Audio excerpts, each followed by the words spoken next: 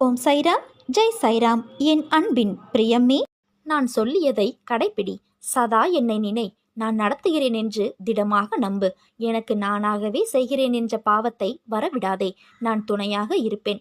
உனது மார்க்கத்தை எளிதாக்குகிறேன். நீ நடக்கும் பாதையில் முட்கள் இருந்தால் நானே முன்பாகவே களைந்து விடுகிறேன். நான் உன்னுடனேயே வந்து கொண்டிருப்பதை நீ மறந்தால் நான் என்ன செய்ய முடியும்? பாபா என்னுடையவர் என்று நீ நினை. நீ என்னுடையவன் என்று நான் கருதுவேன். சுடர்விடும் தீபத்தை பார்க்காமல் இருளாக இருக்கிறது என்றால் நான் என்ன செய்ய இயலும்? சாயி சாயி என்று சொல்லிக் கொண்டிருந்தால் யார் உனக்கு உணவளிப்பார்கள்? செல்வத்தை யார் கொடுப்பார்கள் என்று வாதிக்கிறாய். அது உண்மையே என்றாலும் நான் சொல்வதை கேள். உன் தேக சம்பந்தமான வேலைகளை பௌதீக உலகத்திலிருந்து ஒதுக்கிவிடும்படி நான் கூறவில்லை. உன் கடமைகளான தர்மத்தை நீ செய். உன் கரங்களால் வேலை செய். வாயினால் பேசு, கண்களால் பார். அவ்விதமாக உன் தேவைகளை பூர்த்தி செய்து கொள். மனதை மட்டும் என்னிடம் லயமாக்கு. உன் சிரமத்திற்கு அதிகமாகவே 100 மடங்கு நான் கொடுக்கின்றேன். சாய்க்காக இந்த பணியை நான் மேற்கொள்கின்றேன் என்ற பாவம் உன்னில் இருந்தால் உன் மனம் என்னை நோக்கியே இருக்குமானால் உனக்கு கிடைக்கும் பலன் 100 மடங்கு இருக்கும். சப்ஜா விதைகளை நீரில் போட்டால் அவை உப்பி பெரியதாக தெரிகின்றன. அவை எங்கிருந்து சக்தியை பெற்றன? அந்த நீரிலிருந்தே சக்தியை பெற்றன. உனக்கு கிடைக்கும் பலன் கடுகளவு பரிமாணத்தில் இருப்பினும் ஒரு பனங்காய் அளவில் உனக்கு நான் தருவேன். நான் விக்கிரகமாக இருக்கிறேன் என்று நீ நினைத்தால் நான் என்ன செய்ய முடியும்? நான் உன் போலவே இருக்கின்றேன். உன்னில் பார்க்கும் அனைத்துமாய் உன் கூடவே நான் எப்பொழுதும் வாசம் செய்கின்றேன். யாரையாவது ஒருவர் தன்னுடைமை ஆக்கிக் கொள்ளுதலோ சொந்தம் கொண்டாடுதலோ அன்பாகாது. அன்பு என்பது இதமான குணப்படுத்தக்கூடிய ஓர் உணர்வாகும். நாம் விரும்புகிறவரை தன்னுடைமையாக்கிக் கொள்ள முயற்சி செய்வது அது முறித்து கொள்ளும் முடிவின் தொடக்கமாகும். தன்னுடைமையானது சொந்தங்களை பாழாக்கிவிடும், மக்களை அழித்துவிடும். பொறுமையும் தன்னம்பிக்கையும் தான் உன் தைரியம். அதை நீ தொலைத்து விடாதே. எப்பொழுது நீ எந்த பிரச்சனைகளை சந்திக்க நேர்ந்தாலும் அதை எதிர்த்து போராட கற்றுக்கொள். அப்போது அது உன்னை காப்பாற்றும். ஆனால் எது நடந்தாலும், நீ எதை செய்திருந்தாலும் அதை நீ உணரும் தருணத்தில் நான் மன்னித்து உன்னை ஆசீர்வதிப்பேன். சகிப்புத்தன்மை இல்லை என்றால் உன் நிலை மிகவும் கவலைக்கிடமாகும். இதை மட்டும் நினைவில் வைத்துக்கொண்டு வாழ். நீ எவ்வளவு பெரிய வம்சாவளியை சேர்ந்திருந்தாலும், ஒழுக்கத்தோடும் சிறந்த நற்குணங்களோடு இருந்தாலும், வறுமையின் காரணமாக மிகவும் கடினமான சூழ்நிலையில் இருந்தாலும், அனைத்தையும் ஏற்றுக்கொள்ளும் மன தூய்மையும் தன்னலமற்ற சிந்தனைகளும் எண்ணங்களும் இல்லை என்றால் எதையுமே நீ எதிர்கொள்ள முடியாது, சாதிக்கவும் முடியாது. மிகவும் முக்கியம் சகிப்புத்தன்மை. இது மட்டும் உனது வாழ்க்கையில் இல்லை என்றால் உனது வாழ்க்கையே பறிபோகிவிடும். நான் பக்கபலமாக இருந்தாலும், நானே அனைத்திற்கும் சர்வாதிகாரி என்றாலும், அனைத்தும் எனக்கு கட்டுப்பட்டு இருந்தாலும், உன்னிடம் நிலையான உண்மையான பக்தியும் இருந்தால் மட்டுமே நான் உன்னை அனைத்திலும் இருந்து பாதுகாக்க முடியும். நம்பிக்கையும் சகிப்புத்தன்மையும் உனது தைரியத்தையும் தான் உன்னிடம் இருந்து நான் எதிர்பார்க்கிறேன். உனது வருகைக்காக நான் காத்திருக்கிறேன். நான் உனக்கு உனது மனநிலையை புரிந்து கொண்டு அழைப்பு விடுத்திருக்கிறேன்.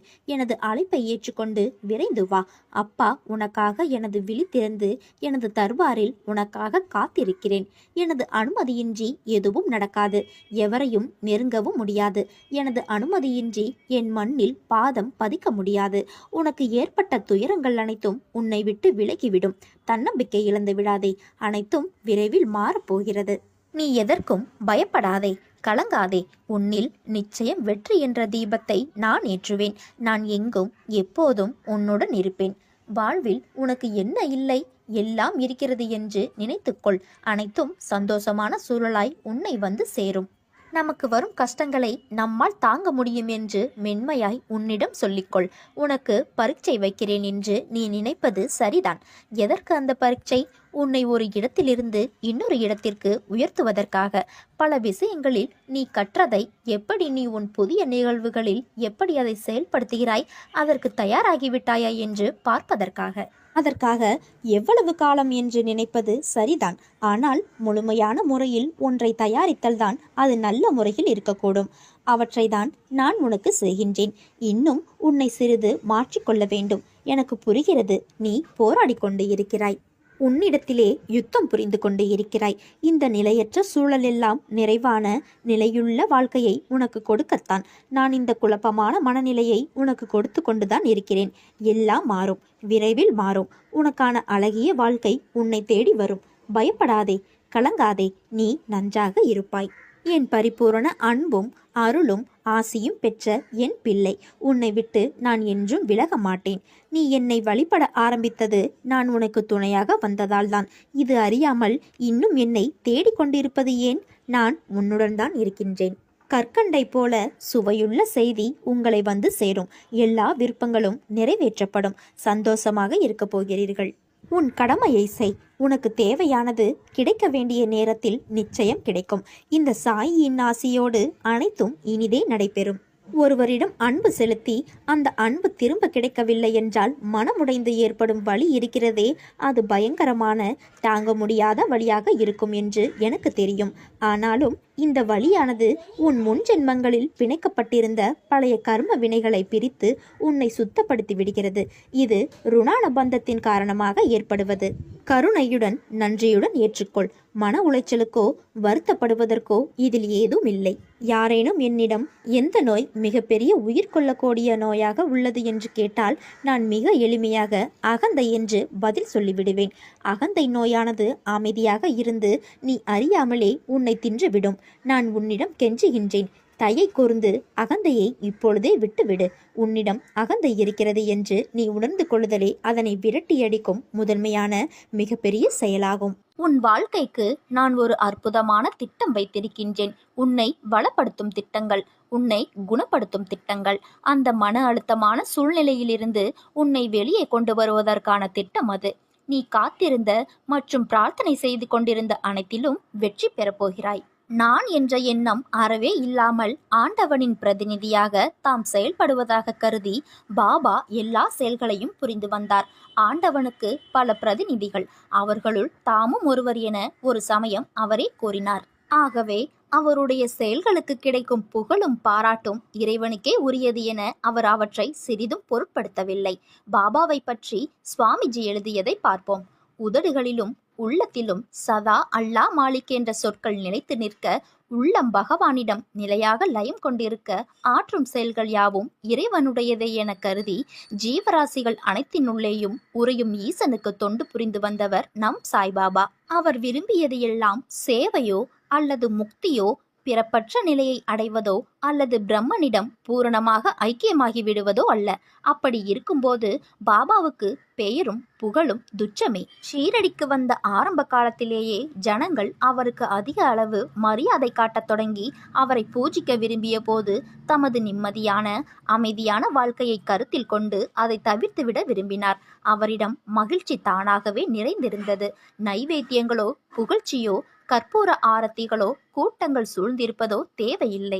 ஏன் இத்தனை கவலைகளையும் சோதனைகளையும் சுமந்து கொண்டே இருக்கிறேன் என்பதுதானே உன் மனக்குமுறல்? உன்னை நான் நன்றாக அறிவேன். நீ எதற்கும் பயப்படாதே. உன் நிலையை நான் அறிவேன். இப்போது உள்ள நிலைக்கு ஏற்றவாறு நீ நடந்து கொள். பிறகு என்ன தேவை என்பதை அதை பிறகு பார்த்து கொள்ளலாம். முதலில் நிகழ்வு சூழ்நிலைகளை புரிந்து கொள். அதற்கு ஏற்றவாறு நடந்து கொள். என்றைக்குமே எனக்கு நீ குழந்தைதான். நீ குழந்தைத்தனமாகவும் இப்படி இருக்கிறாயே, கொஞ்சம் பொறுப்பாக நடந்து கொள். கஷ்ட நஷ்டங்களை புரிந்து கொள். அதை தெரிந்து புரிந்து நட. உனக்கான நல்ல நேரம் வந்துவிட்டது. அதனால்தான் நல்ல வார்த்தையை நீ கேட்கிறாய். யார் உன்னை என்ன வசைப்பாடினாலும் அது உன்னை தீண்டாது. அது உன்னை தீண்டவும் விடமாட்டேன். அதற்கான பலனை அவர்கள் சந்திப்பார்கள். உன் இப்போதைய நிலை கண்டு துவளாதே, கலங்காதே, நம்பிக்கையை இழக்காதே. கொஞ்சம் பொறுமை காத்துக்கொள். எப்போதும் உன்னுடன் நான் இருப்பேன். முதலில் வாழ்க்கையை நினைத்து பயப்படுவதை நிறுத்து. பயம் புத்தியை துளைக்க வைத்துவிடும். பயம் எதிர்மறை எண்ணங்களை உருவாக்கும். அதனால் அதை உன்னிடத்திலிருந்து துடைத்து எறி. நிச்சயமாக உன் நிலை மாறி நீ நிச்சயம் ஆனந்தமாய் வெற்றி பெற்று வாழ்வாய். என் உயிருக்கு உயிராய் இருக்கும் அன்பான குழந்தை நீ. உன் அம்மாவாக அப்பாவாக என்றும் துணை நிற்பேன். தர்மங்கள் மலிந்து அதர்மங்கள் ஓங்கும்போது நான் என்னையே தோற்றுவித்துக் கொள்கிறேன் என்றும், ஒவ்வொரு காலத்திலும் சாதுக்களை காப்பதற்கும் தீயோரை அழிக்கவும் தோன்றுகிறேன் என்றும் ஸ்ரீ கிருஷ்ணன் கீதையில் கூறியுள்ளது யாவரும் அறிந்ததே. பகவான் எல்லோரையும் எல்லாவற்றையும் படைக்கிறார். அவரை யார் படைக்க முடியும்? ஆதி மத்தியம் அந்தமில்லாத பரம்பொருள் தன்னைத்தானே படைத்துக் கொள்வதாக கூறுகிறது. முந்தைய யுகங்களில் நரசிம்மன், வாமனன், ராமன், கிருஷ்ணன் என அவதாரம் செய்த பகவான் கலியில் அவ்வப்போது ஆச்சாரியர்களாகவும் சத்குருமார்களாகவும் மகான்களாகவும் தோன்றி நன்மக்களை காத்து தீய வழிகளில் செல்பவர்களை திருத்தி நல்வழிப்படுத்துகிறார்கள். அவ்வாறு தோன்றிய ஒரு அவதார புருஷர்தான் சமர்த்த சத்குரு ஸ்ரீ சாய்பாபா. பெரும்பாலும் மனிதன் போலவே நடந்து கொள்வது போல் காணப்பட்டாலும் அவர் உருவில் இயங்கியது சர்வேஸ்வரனே. ஆகவேதான் அவ்வப்போது அவர் தாமே லக்ஷ்மி நாராயணன் என்பது போன்ற திருவாக்குகளை அருள்கிறார். இதை கருத்தில் கொண்டுதான் சாய் அஷ்டோத்திரம், அதாவது 108 நாமாவளியில் இரண்டாவதாக பாபா லக்ஷ்மி நாராயண நாம என அழைக்கப்படுகிறார். மகிழ்ச்சி என்பது உனக்கு கடவுள் கொடுக்கும் வெகுமதியல்ல. மகிழ்ச்சியானது ஒரு தேர்வு மட்டுமே. சொர்க்கமானது உனக்காக கதவை திறந்து வைத்து அளவற்ற புன்னகையினை பொழிய காத்து கொண்டிருக்கிறது. நீ விழிப்புடன் இருந்து மகிழ்ச்சியை தேர்வு செய்ய வேண்டும். மீண்டும் மீண்டும் மாறாத நம்பிக்கையுடன், ஒரு உறுதியுடன் நான் மகிழ்ச்சியை தேர்வு செய்கிறேன் என்று அனுதினமும் உன்னுள் சொல்லிக்கொண்டே இருக்க வேண்டும். காலம் போடும் கணக்கை இறைவனை தவிர வேறு யாராலும் மாற்ற முடியாது. அதனால் நல்லதை நினைத்து நல்லதையே செய். மற்றவற்றை இறைவன் பார்த்து கொள்வான். பாவம் நீ பிறர் மீது பாசம் வைத்தே உன்னை நீ தொலைத்து விட்டாய். இன்று உனக்கு பரிவு காட்டுவதற்கு யாரும் இல்லை. ஆதரவு சொல்ல ஆள் இல்லை. நீ நிம்மதி இழந்து பல நாட்கள் ஆகிவிட்டது. பட்டினியாக இருக்க வேண்டாம் குழந்தையே. இதையெல்லாம் எப்படி சமாளிக்கப் போகிறேன் என்று உன்னை நீயே வருத்தப்படுத்தினது போதும். கண்ணீரை துடை, மனதை ஊக்கப்படுத்து, தைரியமாக இரு. என் ஆலயத்திற்கு வா. உனது அனைத்து சந்தேகங்களுக்கும் நான் பதில் தருகிறேன். நான் உன்னுடனே இருக்கிறேன். ஒருபோதும் உன்னை கைவிட மாட்டேன். உன் உண்மை அன்பிற்கு கட்டுண்டவர்களைத் தவிர வேறு எவரின் அசட்டு பேச்சுக்களுக்கும் மனதில் இடம் கொடுத்து விடாதே. எந்த சூழ்நிலையிலும் உனக்கு தக்க சமயத்தில் உதவி புரிந்தவர்களை உதாசீனப்படுத்தாதே. உன்னை ஒருபோதும் கைவிடவே மாட்டேன். நீ கலங்காதே. எது வந்தாலும் கலங்கி நிற்காதே. சோதனையை தருகிற நான் அதை தாங்கும் சக்தியையும் அளிப்பேன். உனக்கு பின்னால் இருப்பது நான் அல்லவா? நீ அனுபவித்து வரும் துயரங்களிலிருந்தும் கடினமான சூழ்நிலைகளிலிருந்தும் விடுபட துடிக்கிறாய். மாற்றங்கள் நடக்கப் போகிறது. எந்த சூழ்நிலையிலும் நான் உன்னுடனே இருப்பேன். சில சமயங்களில் நீ கண்களை மூடிக்கொண்டு தியானத்தில் அமருகையில் உன் இருதயத்தில் வீற்றிருக்கும் என்னை பார். என் அன்பின் சிரிப்பை பார். என் கண்கள் கருணையுடன் பொங்கி வழிவதை உணர்ந்து கொள். நீ மென்மையாக சுவாசிக்கையில் என்னிடமிருந்து சக்தி ஓட்டம் உனக்கும் பின்பு உன்னிடமிருந்து எனக்கும் வருவதை அனுபவித்துப்பார். அதன் பிறகு ஒருமை என்னும் இனிமையான சுவையுடன் கலந்துவிடு. என்னிடத்தில் ஏகமித்து விடு. நீங்கள் விரும்பியது உங்களுக்கு கிடைத்தால் நினைவில் கொள்ளுங்கள், சாய்பாபா உங்களை நேசிக்கிறார் என்று. நீங்கள் விரும்பியது உங்களுக்கு கிடைக்கவில்லை என்றால் நினைவில் கொள்ளுங்கள், சாய்பாபா உங்களை பாதுகாக்கிறார் என்று. மௌனத்திற்கு என்று அழகான சப்தம் உண்டு. நீ அதனை கேட்க கற்றுக்கொள்ள வேண்டும். ஏனெனில் ஓசைக்கு இடையில் கிடைக்காத பதில்களும் தீர்வுகளும் அமைதியில் கிடைத்துவிடும். உலகமே உன்னை விட்டு விலகி போனாலும் நான் உனக்கு துணையாகவும் தூணாகவும் உன் அருகில் இருந்து உன்னை பாதுகாப்பேன். உணவு சமயத்தில் பசியோடு எந்த ஜீவன் வருகிறதோ, மனிதனோ பறவையோ மிருகமோ புழு பூச்சியோ எது வருகிறதோ அதுவே அதிதி. இவையாவும் உணவை நாடுகின்றன. உன்னிடம் வரும் உண்மையான அதிதியை நீ அதிதியாக கருதுவதில்லை. காக்கைக்கு உணவு அளிக்கும் சமயத்தில் சமைத்த சாதத்தை நிறைந்த அளவில் எடுத்துக்கொண்டு போய் வீட்டுக்கு வெளியே வை. எந்த பிராணியையும் கூவி அழைக்காதே. வந்த எந்த பிராணியையும் விரட்டாதே. எந்த பிராணி உணவு கொள்ள வந்தாலும் அதை பற்றி மனதை அலட்டிக் கொள்ளாதே. இவ்வாறாக லட்சம் விருந்தினர்களுக்கு உணவளித்த புண்ணியத்தை நீ பெறுகிறாய். பசியால் வாடும் எந்த உயிருக்கும் அன்னதானம் செய்பவர் உண்மையில் அதை என்னுடைய வாயில் இடுகிறார் என்று அறிந்து கொள். நான் ஸ்தூல உடலுடன் ஷீரடியில் இருக்கிறேன் என்று கருத வேண்டாம். என்மேல் நம்பிக்கை கொண்டு என்னை இதயபூர்வமாக நினைத்த மறு நிமிடமே உன் முன்னால் இருப்பேன். எப்போதும் உங்களுடனேயே இருப்பேன். உங்களுக்கு தாசனாய் இருப்பேன். உங்கள் சேவையில் தன்யனாய் இருப்பேன். உங்கள் காரியங்களில் என் உதவியை கோரினால் உடனே நிறைவேற்றுகிறேன். என்னை எப்போதும் நினைப்பவர்களின் கடனை அவ்விதமாகவே தீர்த்து வைப்பேன். ஒரு விஷயத்திலிருந்து இன்னொரு விஷயத்திற்கு சதா அலைப்பாயும் மனதை பாபாவிடம் திருப்பி விடுங்கள். அமைதி நிறைந்த மனம் பாபாவின் சத்சங்கத்தில் இருக்கிறோம் என்பதற்கு அறிகுறி. பாபா தன்னுடைய தரிசனம் ஒன்றினால் மட்டுமே தன் பக்தர்களுக்கு ஏற்பட இருக்கும் பயத்தையும் பெரும் கேடுகளையும் அளிக்கிறார். கருணையின் பிறப்பிடமாம் ஷீரடி சாய்பாபா தம் அடியவர்களிடம் எல்லையில்லா பாசமும் அளவில்லா நேசமும் காட்டுபவர். பாபா தன்னுடைய வெறும் தரிசனத்தினாலேயே மட்டுமே இச்சம்சார வாழ்க்கையில் தமது பக்தர்களுக்கு உள்ள பயத்தை போக்குகிறார். அவர்களுக்கு நேர இருக்கும் பெரும் கேடுகளையும் அளிக்கின்றார். எனது பக்தன் எப்படி இருந்தாலும் நல்லவனோ கெட்டவனோ அவன் என்னுடையவன். அவனுக்கும் எனக்கும் இடையே வேதம் எதுவும் இல்லை. இப்போது அவன் பொறுப்பு முழுவதும் என்னிடமே உள்ளது. உனக்கு கிடைத்திருக்கும் வாழ்க்கை எத்தனை பேருக்கு கிடைக்கவில்லை என்று நீ தெரிந்து கொண்டால் ஆண்டவனுக்கு நன்றி சொல்ல மட்டுமே கோவிலுக்கு போவாய். துன்பப்படுபவர்களுக்கும் ஒதுக்கப்பட்டவர்களுக்கும் பாபாவின் மசூதியே புகலிடம். யாருக்கு பொறுப்பாளரோ பாதுகாப்பாளரோ இல்லையோ அவர்களையே சாய் மாதா ஆதரித்தார். இடுக்கண்ணில் மாட்டிக்கொண்டவர்களுக்கும் துன்பப்படுபவர்களுக்கும் வேண்டாவென்று ஒதுக்கப்பட்டவர்களுக்கும் பாபாவின் மசூதியே புகலிடமாகும். எனது சேவையிலே மூழ்கி என்னை சரணடைந்தவர்களுக்கு மாயையால் எவ்விதமான தீங்கும் வராது. என் வார்த்தைகளின் மேல் திடமான விசுவாசம் வையுங்கள்.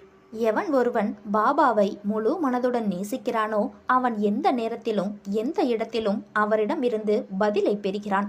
நமது அருகிலேயே அவர் எப்போதும் இருக்கிறார். எந்த ரூபத்தையும் அவர் எடுத்துக்கொள்கிறார். பிரியமுள்ள பக்தனிடத்து தோன்றி அவனை திருப்திப்படுத்துகிறார். எங்கள் வாழ்வில் சகல காரியங்களுக்கும் நீங்களே ஆதாரம். எங்களை வழி நடத்துகின்ற குருவாய், உயிர் காத்த கடவுளாய், துன்பங்களையும் துயரங்களையும் விலக்கி எண்ணற்ற அற்புதங்களை செய்து எங்களை ரசித்து கொண்டிருக்கும் ஐயா, உங்கள் பாதமே சரணம். ஒவ்வொரு வினாடியும் நான் பாபாவை ஆராதிக்கிறேன். பாபாவின் மேல் எனக்கு ஏராளமான விசுவாசம் உள்ளது.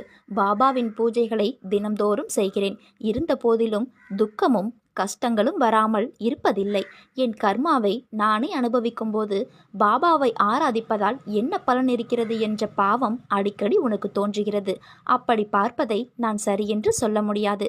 என் அனுகிரகத்தால் இந்த பிறவியில் என்னை ஆராதிக்கிறாய், என்னை ஸ்மரிக்கிறாய். அப்படி என்னை ஸ்மரிக்கும் அவகாசம் உனக்கு கிடைத்ததே ஒரு பெரும் பாக்கியம். நீ இப்பிறவிக்கு சாட்சி. நான் உன் பூர்வ ஜென்மங்கள் அனைத்திற்கும் சாட்சி. உன் கடந்த பிறவிகள் தீவினைகளால் நிறைந்து கர்ம ராசிகள் குன்றுகளாக சேர்ந்திருப்பதால் அவற்றை நான் குறையும்படி செய்ய வேண்டுமல்லவா? பூர்வ ஜென்மங்களின் உன் சம்ஸ்காரமே இந்த ஜென்மத்தில் சுகதுக்கங்களாக வந்து கொண்டிருக்கும். அவற்றிற்கு நான் சாட்சி. இந்த கிரகத்தில் உனக்கு சுகம் கிடைப்பதில் சிறிது கால தாமதம் ஏற்படுகிறது. உன் செயல்கள் வெளிமுகமாக இருக்கிறது, என் செயல்கள் மறைமுகமாக இருக்கிறது. அதை தெரிந்து கொள்ள முடியாமல் என்னை நிர்பந்தித்தால் நான் என்ன செய்ய முடியும்? கர்ம வினைகள் கரைந்தவுடன் யோகம்தானே கைகூடும். இது தெரியாமல் நீ என் மீது கோபம் கொள்கிறாய். எதை உன்னுடையது என்று கருதுகிறாயோ உண்மையில் அது உன்னுடையது அல்ல. ஆகையால் சிருஷ்டியில் என்னுடையது என்று எதுவும் இல்லை. நேற்று உன்னுடையது என்று கருதப்பட்டது இன்று உன்னுடையதாக இருப்பதில்லை. கற்பனை எதுவாகிலும் அது நிலையானது அன்று. ஏராளமான செல்வம் நேற்று உன்னிடம் இருந்திருக்கலாம். ஏதோ ஒரு காரணத்தால் இன்று போய் விடுகிறது. மனைவி, மக்கள், உறவினர்கள் ஆகிய அனைவரும் ஒரு கண நேரம் பந்தத்தில் சேர்ந்திருந்து மறுகணத்தில் மாயமாய் மறைகிறார்கள். அவர்களிடம் ஆசையை வளர்த்து கொண்டு நிரந்தரமாக உனக்குள் இருக்கும் எனக்கு தூரமாகின்றாய். என்னை நாவினால் ஸ்மரணை செய்து கொண்டு அவர்களை இதயத்தில் ஆராதித்தால் உன்னில் எனக்கு இருப்பிடம் எங்கு இருக்கிறது? அந்த நாம ஸ்மரணையினால் பலன் என்ன இருக்கும்? எது எங்கு இருக்க வேண்டுமோ அது அங்கு இருக்க வேண்டும். நான் உன்னுடைய இதயத்தில் வசிப்பவன், அந்தராத்மா, உன் நலனை விரும்புபவன். செடியின் வேருக்கு நீர் ஊற்றுவதை விட்டு பலனை விரும்பினால் எப்படி கிடைக்கும்? நீ எந்த காரியத்தை செய்து கொண்டு இருந்தாலும், எங்கிருந்தாலும், எதை செய்தாலும் என்னையே ஸ்மரணை செய்து தியானம் செய்து உன் வேலையை செய். அதை நான் வெற்றியடையும்படி செய்வேன். பலனை விரும்புபவர்கள் செடியின் நலனையும் கவனிக்க வேண்டுமல்லவா? சாய்பாபாவிற்கு ஏதாவது காணிக்கையை சமர்ப்பிக்க மறந்துவிட்டாரெனினும் அதை நினைவுபடுத்தி அவருக்கு அளிக்கச் செய்து அதை ஏற்றுக்கொண்டு பக்தரை ஆசிர்வதிப்பார். கஷ்டங்கள் ஏன் வருகின்றன, துக்கம் ஏன் வருகின்றது என்று நீ அடிக்கடி நினைத்து கொள்கிறாய். இறைவன் என்பவர் இருந்தால் கஷ்டங்களும் துக்கமும் இருக்கக்கூடாது அல்லவா என்ற பாவம் உனக்கு தோன்றுகிறது. அந்த விஷயத்தை அப்படியே வை. சிறுவனுக்கு தாய் நடக்க கற்றுக் கொடுக்கிறாள். நடப்பது எனக்கு வந்துவிட்டது என்று கருதி சிறுவன் தானே நடந்து விழுந்து விடுகிறான். சாதனையில் இருக்கும்போதே சாதித்து விட்டேன் என்று நினைத்தால் தாய் என்ன செய்ய முடியும்? உனக்கு துக்கம் ஏன் ஏற்படுகிறதோ, எது இதமான மார்க்கமோ அதை நான் சொன்னேன். நடைமுறையில் கடைபிடிக்காமலேயே தெரிந்து கொண்டு விட்டேன் என்று நீ நினைத்தால் நான் என்ன செய்ய முடியும்? நடக்க கற்றுக் கொடுத்த தாயை மறக்காதே. தாய் சொல்லிய மார்க்கத்தை கைவிடாதே. அப்போது நீ விழ மாட்டாய்.